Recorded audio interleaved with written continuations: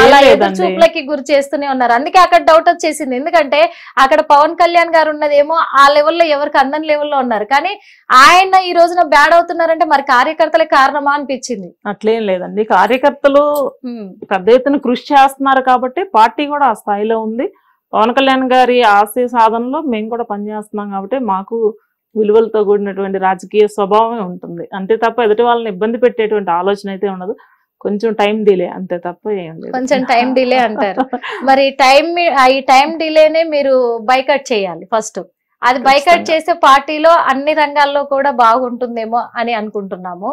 ఎందుకంటే ఆయనకు చిన్న మిస్కమ్యూనికేషన్ జరిగింది తప్ప ఇప్పుడు 1కి ప్రోగ్రామ్ అంటే ఒక హాఫ్ అన్ అవర్ ముందే ఉంటాం మేము, కాకపోతే చిన్న మిస్కమ్యూనికేషన్. పర్లేదు.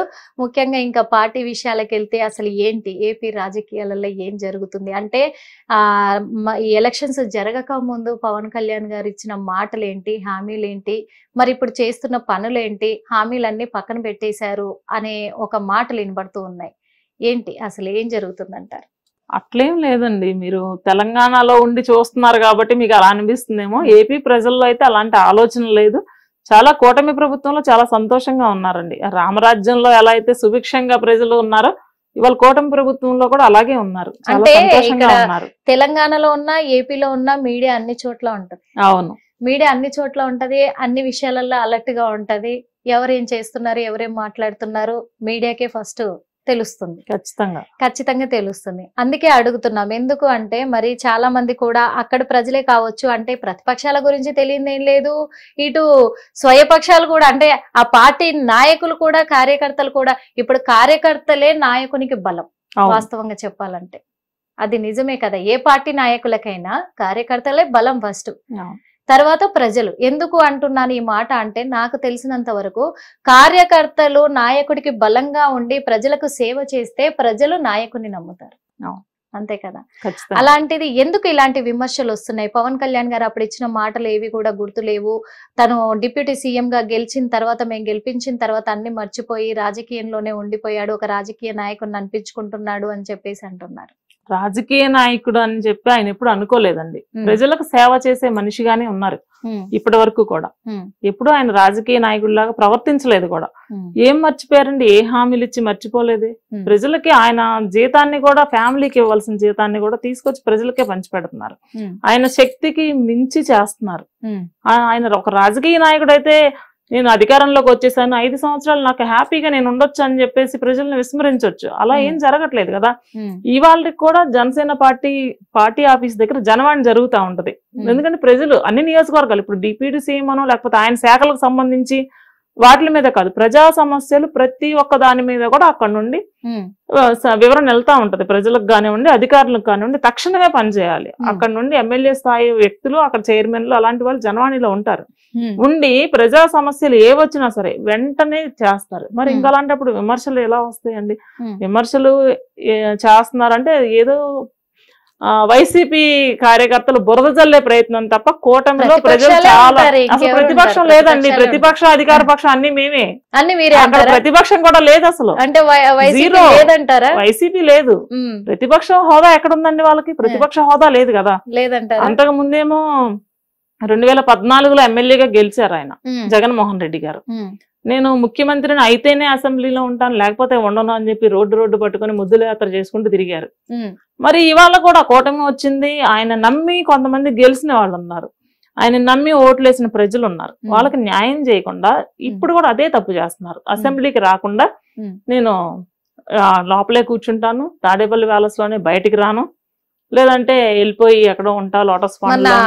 రాంబాబు గారు కూడా రాంబాబు అయితే కామెంట్ చేయడం కూడా జరిగింది, జగనన్నతో ఆట పులితో వేట పెట్టుకోవద్దు అని చెప్పేసి ఒక వార్నింగ్ కూడా ఇస్తున్నాడు. పవన్ కళ్యాణ్ అనవసరంగా జగన్మోహన్ రెడ్డి గారితో పెట్టుకుంటున్నాడు, అంటే ఇప్పుడు కామ్ గా ఉన్నాం కదా, అంటే సైలెంట్ గా ఉన్నాం కదా అని చెప్పేసి నీకు ఇష్టం వచ్చినట్టు రెచ్చిపోతున్నావు, ఒక్కసారి విజృంభించామంటే ఆ తాకిడికి నువ్వు తట్టుకోలేవు అని చెప్పేసి కొన్ని వార్నింగ్లు ఇస్తూ ఉన్నారు. దీనికి ఏం చెప్తారు?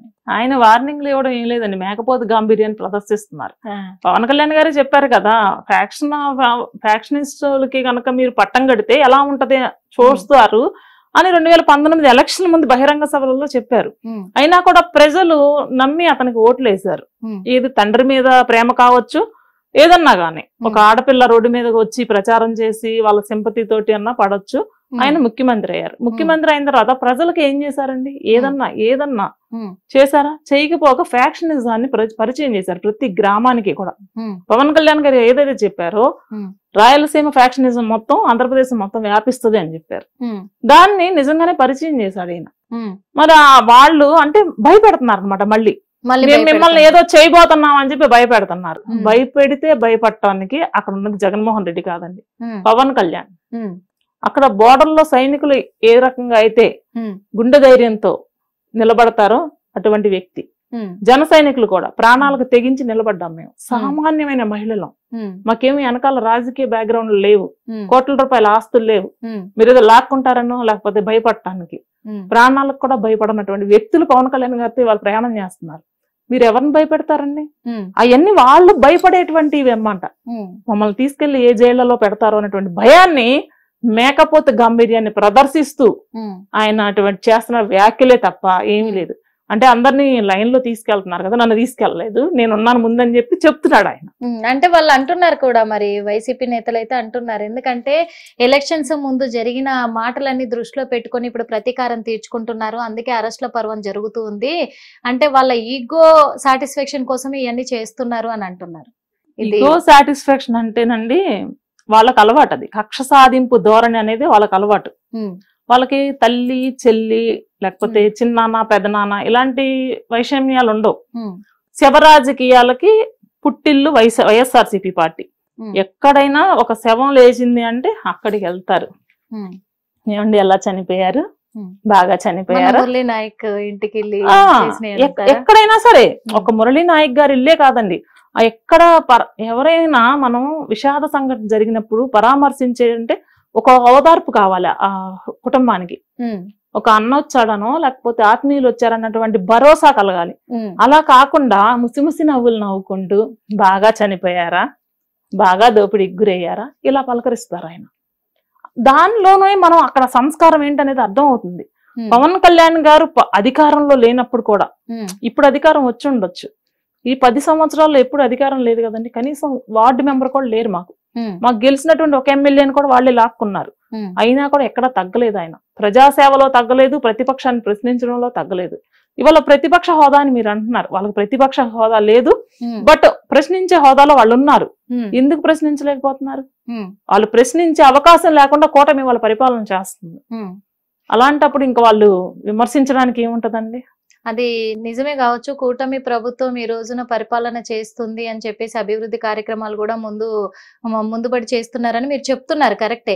కాకపోతే ఈ కూటమి ప్రభుత్వం లేకపోయినుంటే మళ్ళీ జనసేన ఒక్క సీటు కూడా గెలిచేది కాదు, కూటమి అండతోనే గెలిచింది, ముఖ్యంగా కేంద్రం అండతో గెలిచింది అని చెప్పేసి కూడా వాళ్ళు వ్యాఖ్యలు చేస్తూ ఉన్నారు.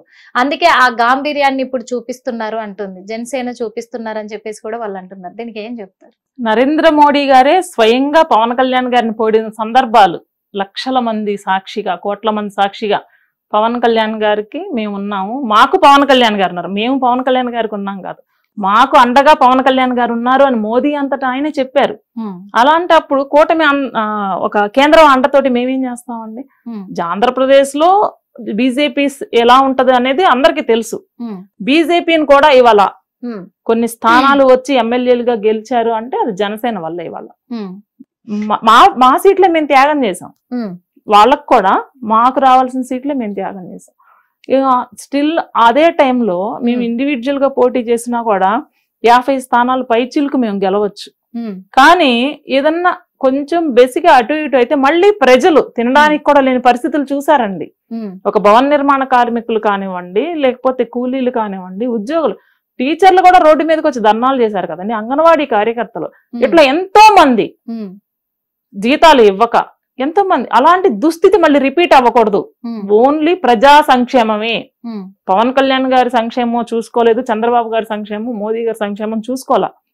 కేవలం ప్రజా సంక్షేమం దృష్టిలో పెట్టుకొని జగనాసురుణ్ణి మట్టు పెట్టాలి అనేటువంటి ఆశయంతో, ఎందుకంటే ఇక్కడ కూడా ప్రజాక్షేమమే. అక్కడ జగన్మోహన్ రెడ్డి గారి మీద కక్ష సాధింపో లేకపోతే ఇంకోటి ఏం లేదు. ప్రజలు మళ్ళీ ఇబ్బంది పడకూడదు, ఆంధ్ర రాష్ట్రంలో ప్రశాంతంగా నిద్రపోవాలి. వైఎస్ఆర్సీపీ గవర్నమెంట్ లో ఎవరన్నా ప్రశాంతంగా ఉండగలిగారండి? ఏ మారుమూల నుండి ఏ గొడవ వస్తో తెలియదు, ఎటు నుండి ఏ బాడీ డోర్ డెలివరీ చేస్తారో తెలియదు, ఏ ఆడబిడ్డ మెడలోంచి బంగారం ఎత్తుకెళ్తారో తెలియదు, ఆడబిడ్డలను ఎత్తుకుపోయి అక్రమ రవాణా చేస్తారో తెలియదు. ఇలాంటి దుస్థితిలో మగ్గిపోయింది ఆంధ్ర రాష్ట్రం నిన్న మొన్నటి దాకా. మరి అట్లాంటప్పుడు వాళ్ళ ప్రశాంతమైన వాతావరణం ఉంటే కూటమిని స్వాగతిస్తానే ఉంటారుగా ప్రజలు. అదైతే నిజమే, కానీ కొన్ని వ్యాఖ్యలు కూడా వినిపిస్తూ ఉన్నాయి. ఏమని అంటే కొంతమంది సోషల్ మీడియాలో కామెంట్లు పెడుతూ ఉన్నారు. ఏమని పెడుతున్నారంటే, ఇప్పుడు ఏపీ ప్రభుత్వము కూటమి ప్రభుత్వం ఏర్పడిన తర్వాత వరుసగా ప్రమాదాలు జరుగుతున్నాయి. అంటే హిందూ ధర్మాన్ని, సనాతన ధర్మాన్ని అంతగా నమ్మే వ్యక్తి కదా పవన్ కళ్యాణ్ గారు. అన్ని హోమాలు, అన్ని పూజలు చేసినప్పటికీ కూడా మరి ఏడుకొండల వెంకన్న స్వామికి పవన్ కళ్యాణ్ గారి మీద గాని, కూటమి ప్రభుత్వం మీద గాని కన్నెర్ర చేశాడా ఏంటి? మరి వరుస ప్రమాదాలు జరుగుతున్నాయి, ఎక్కడ తప్పిదం జరిగింది అనే విధంగా కూడా మరి ఇప్పుడు కామెంట్లు వినబడుతున్నాయి. దీనికి ఏం చెప్తారు? ప్రకృతి వైపరీత్యాలకిను దైవాన్ని నమ్మడానికి సంబంధం లేదు కదండి. హిందూ దేశంలో పుట్టి సనాతన ధర్మాన్ని గౌరవించడం అనేది ప్రతి ఒక్కరికి కూడా అల్టిమేట్. హిట్ టీవీ యాప్, ఇందులో short news, live news, entertainment shows, movies, digital magazines తో పాటు మీ జిల్లా వార్తలను కూడా ఫ్రీగా చూడొచ్చు. ఇంకెందుకు ఆలస్యం, వెంటనే హిట్ టీవీ యాప్ ని డౌన్లోడ్ చేసుకుని ఫ్రీగా ఎంటర్టైన్మెంట్ పొందండి. Hit TV app. Hit TV app. Please download hit TV app. Hit TV app ని ఫ్రీగా డౌన్లోడ్ చేసుకుని ఎంజాయ్ చేయండి. మీకు నచ్చిన ఎంటర్టైన్మెంట్ కోసం హిట్ టీవీ యాప్ ని ఫ్రీగా డౌన్లోడ్ చేసుకుని ఎంజాయ్ చేయండి. హిట్ టీవీ యాప్ ని డౌన్లోడ్ చేసుకుని ఆస్వాదించండి, ఆశీర్వదించండి. ఇంతమంది సెలబ్రిటీలు హిట్ టీవీ యాప్ ని డౌన్లోడ్ చేసుకోండి అని చెప్తున్నారంటే ఎంత మంచి యాప్ ఆలోచించండి. అమెరికా అమెరికా అమెరికా అమెరికాలో చదవాలనుకునే వాళ్ళకి విశ్వసనీయమైన పేరు మన శౌర్య కన్సల్టెన్సీ. UK లో 1 year masters, UK లో 1 year masters, 2 years work permit up to 5 years visa. Contact Saurya Consultancy.